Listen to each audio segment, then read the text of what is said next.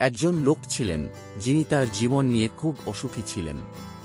তার জীবন সবসময় দুঃখে ভরা থাকত এবং এই কারণেই তিনি সবসময় দুঃখিত থাকতেন।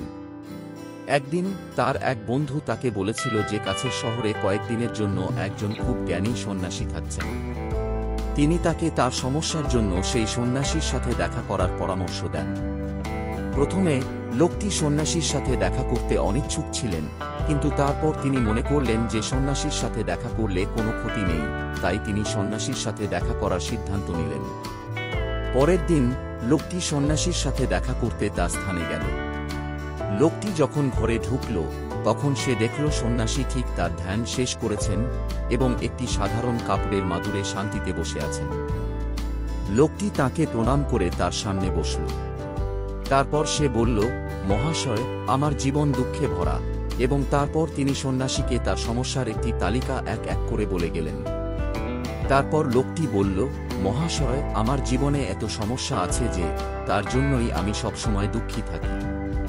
দয়া করে আমাকে কিছু সমাধান দিন। তারপর লোকটি চুপ হয়ে গেল এবং সন্ন্যাসীকে কথা বলার জন্য অপেক্ষা করতে লাগল।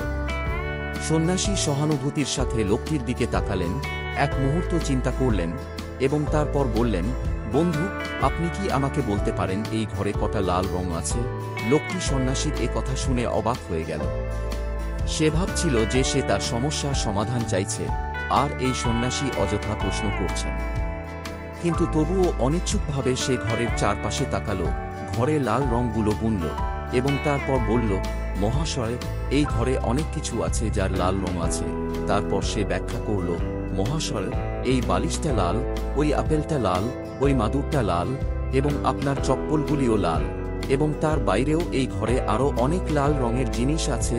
সন্ন্যাসী বললেন, ঠিক আছে, এখন কোথাও না তাকিয়ে আমাকে বলুন এই ঘরে কটা নীল রং আছে?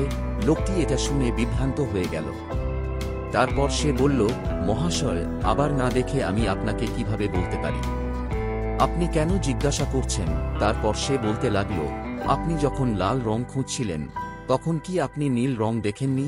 লোকটি বলল, না মহাশয়, যখন আমি লাল রং খুঁজছিলাম তখন আমার দৃষ্টি শুধু সেই রঙের দিকেই নিবদ্ধ ছিল, সেই জন্য আমি এই ঘরে নীল রং দেখতে পেলাম না।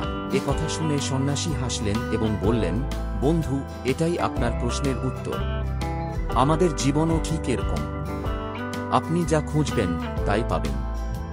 আপনি যখন এই ঘরে লাল রং খুঁজছিলেন তখন আপনার মন সম্পূর্ণভাবে সেই রং খুঁজে বের করার দিকে নিবদ্ধ ছিল।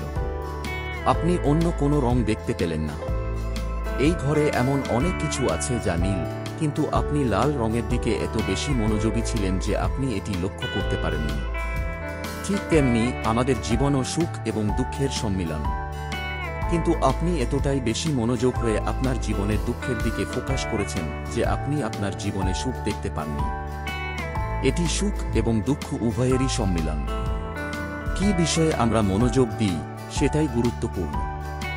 যদি আপনি আপনার জীবনে সুখ খোঁজেন তাহলে আপনি সুখ পাবেন, এবং যদি আপনি দুঃখ খুঁজেন তাহলে আপনি দুঃখ পাবেন। সুতরাং সবসময় আপনার জীবনের সবচেয়ে ছোট জিনিসগুলিতেও সুখ খুঁজতে চেষ্টা করুন এবং মনে রাখবেন যে প্রতি মুহূর্তই চলে যাচ্ছে এবং আর ফিরে আসবে না। তাই দুঃখের পরিবর্তে এই মুহূর্তে সুখ খুঁজুন।